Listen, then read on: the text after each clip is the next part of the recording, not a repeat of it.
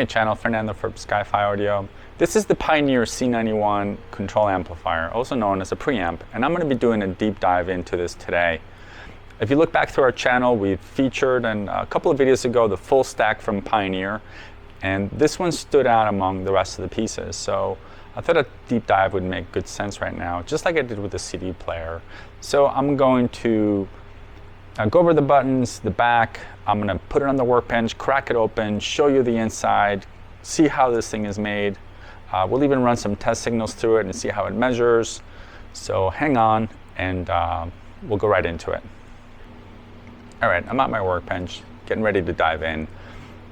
Now this might be a good time for you guys, if you like and enjoy the videos, I'd really appreciate either a subscription or a thumbs up to help keep us motivated. I've got a billion things to do at the shop.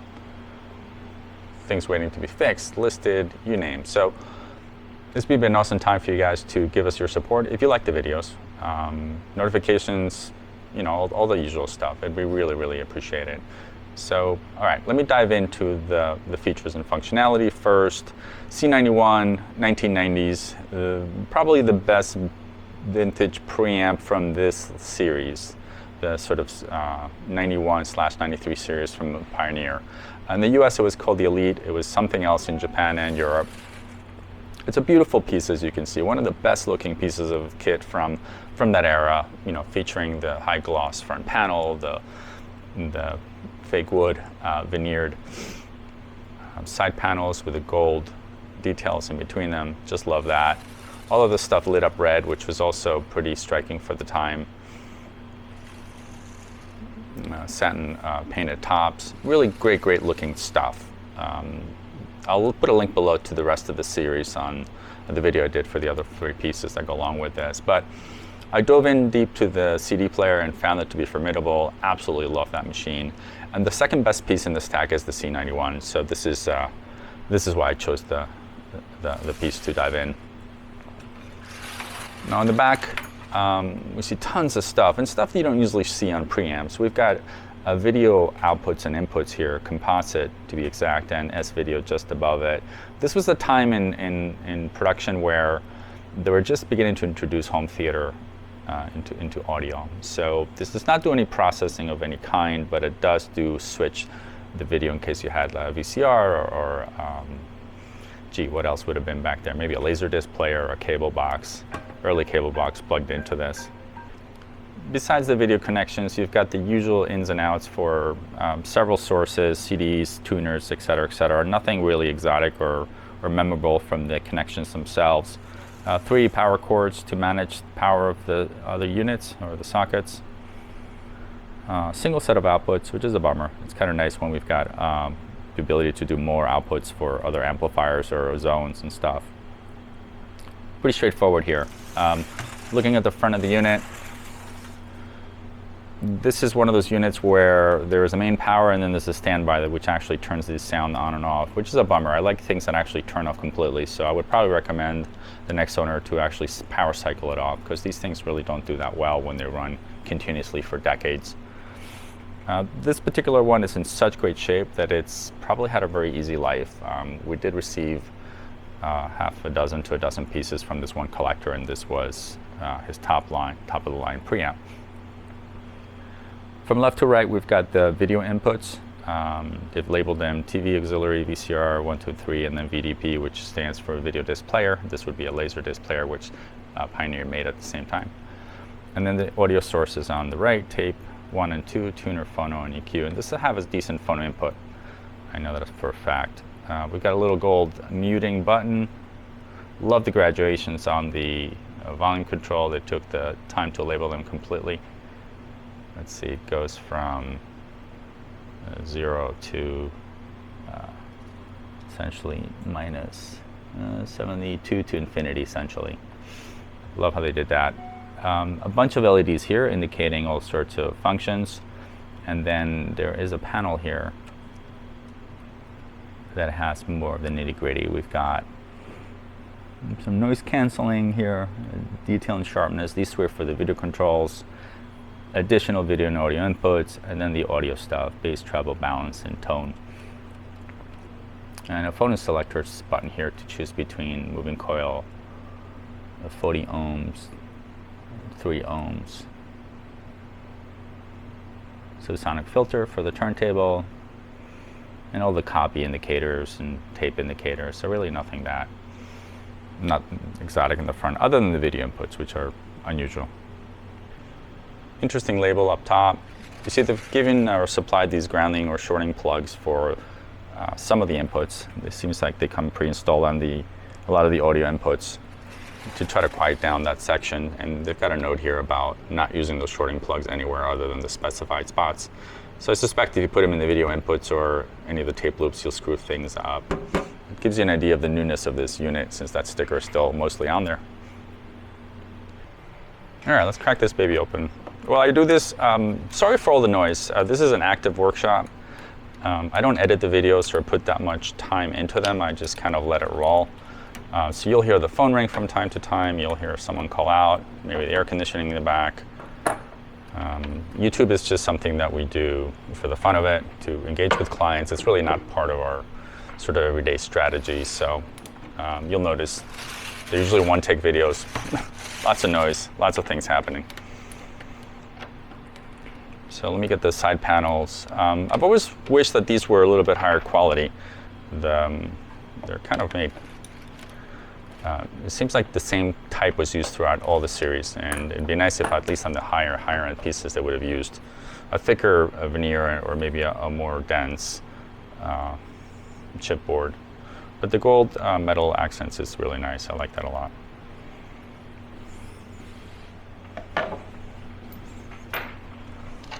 All right, looks like we're gonna have to do another 8 screws.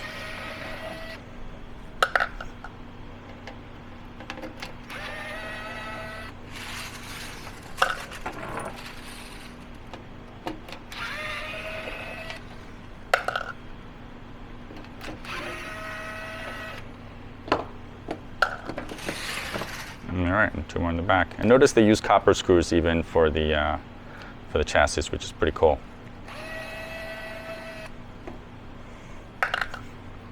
And that's the theme with Pioneer Leaf from this era. A lot of copper throughout, both honeycomb, and they use it for bus bars, they use it to wrap capacitors. So it's really their sort of like claim to fame that copper just made everything more wonderful.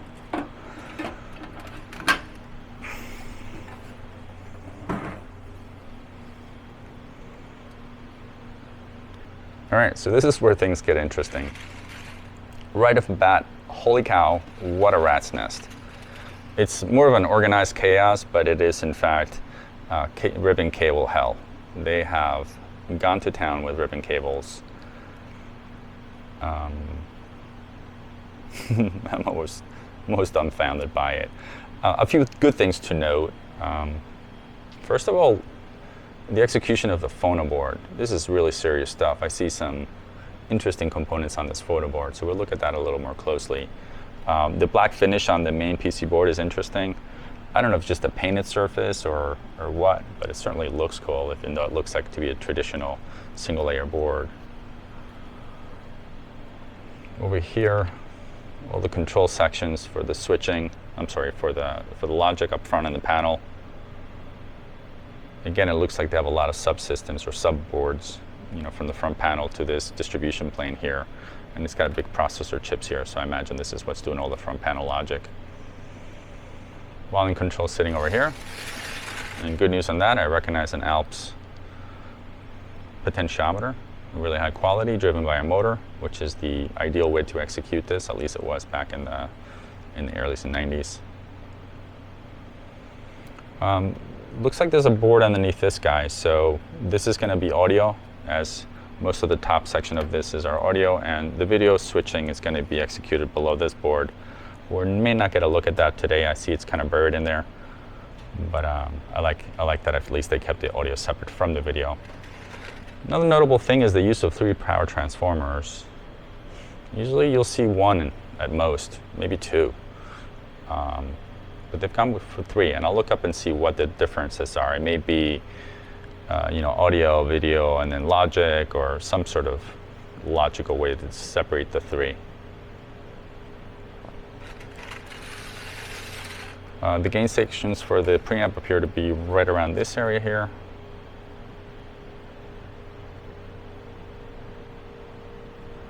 And then the switching is happening with these Omron relays right here. So they're pretty far back, but not as far as we'd like to see them. A lot of the later designs will see that the switching happening is as close to the jacks as possible. But at least they use high quality stuff throughout. These capacitors are really nice. It's funny, they've taken some actual capacitors and mounted them straight up.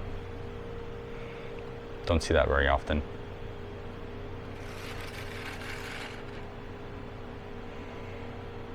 I see a big resistor right there. This board here is probably going to be to control the voltage. Yeah, voltage selection is probably made right here between the different markets. So you change the fuse and move some of these wires around in order to select the right voltage.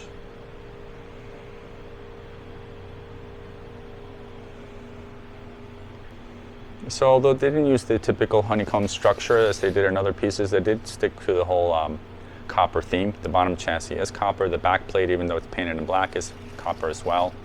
I'm not going to take the bottom plane off because I see the video board. We're just seeing the tray side of it, and it's going to be super boring to look at, and there's a million screws here. So we're going to skip diving that deep into this unit. Honeycomb structure on the isolation feet. Here's the gearing mechanism for the door, which is well done.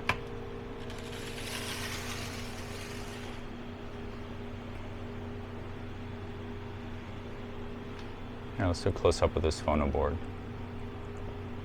So as you can see, it's a dual mono design, right? Left channel here, right channel in the back. These look to be step-up transformers for the moving coil section. Really nice job with that board. And I like the fact that they changed the horizontal plane on it in order to keep it from interfering with all this other noisy stuff. So kudos on that.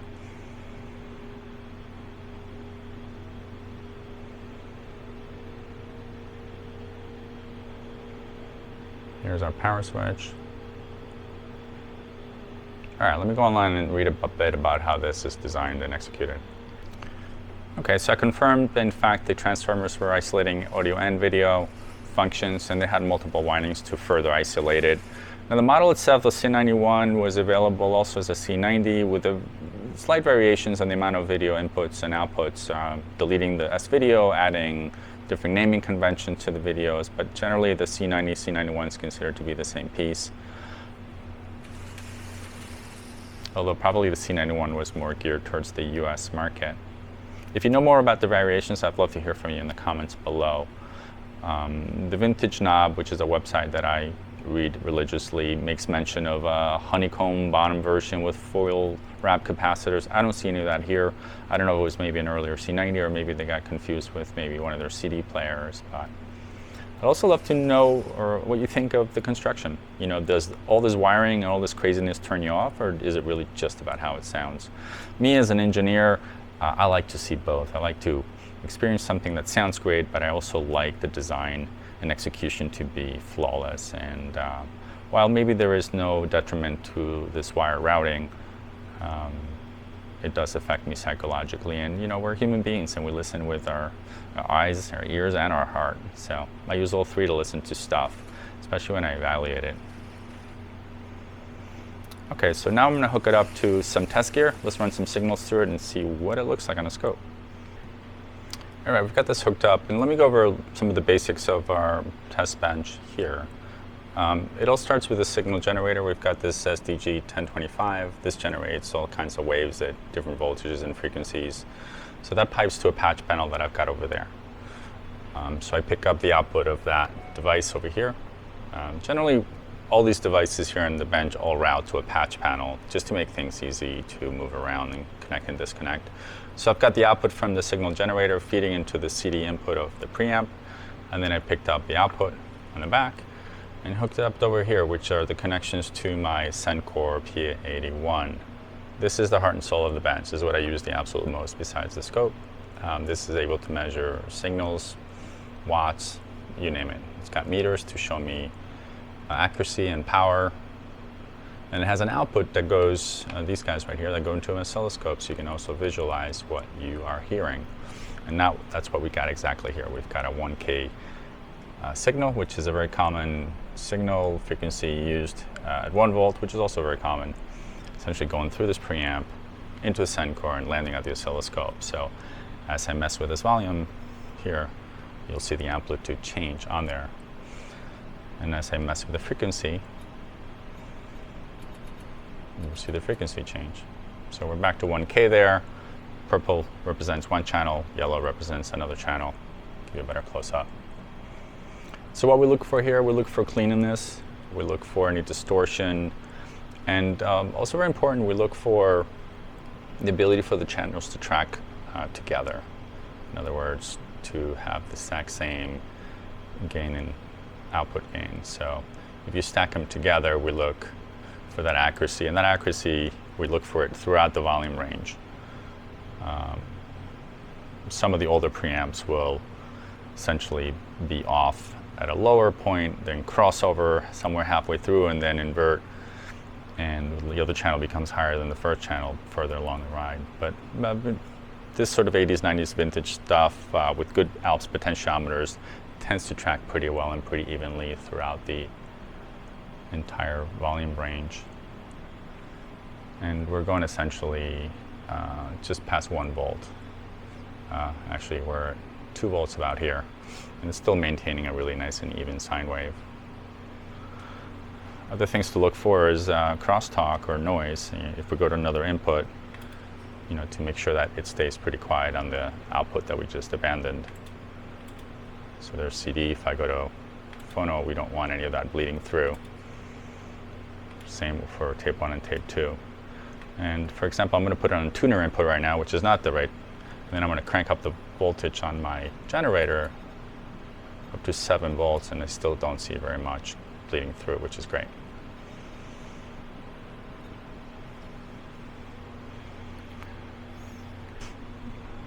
On a device like this with tone controls and a tone bypass button, which is right here, we'll also check and see what kind of effect it has on the signal path. So a good trick is to change from sine wave to a square wave. That's what it represents like in a scope. And then as we increase the treble, you can see if it's effects. Looking evenly on both channels, and the top part of the wave to alter equally to the bottom part of the wave. So this is treble, and this is bass. And then I'm going to crank up both treble and bass together, and I'm going to hit the bypass button and make sure that it goes back to normal, which it does.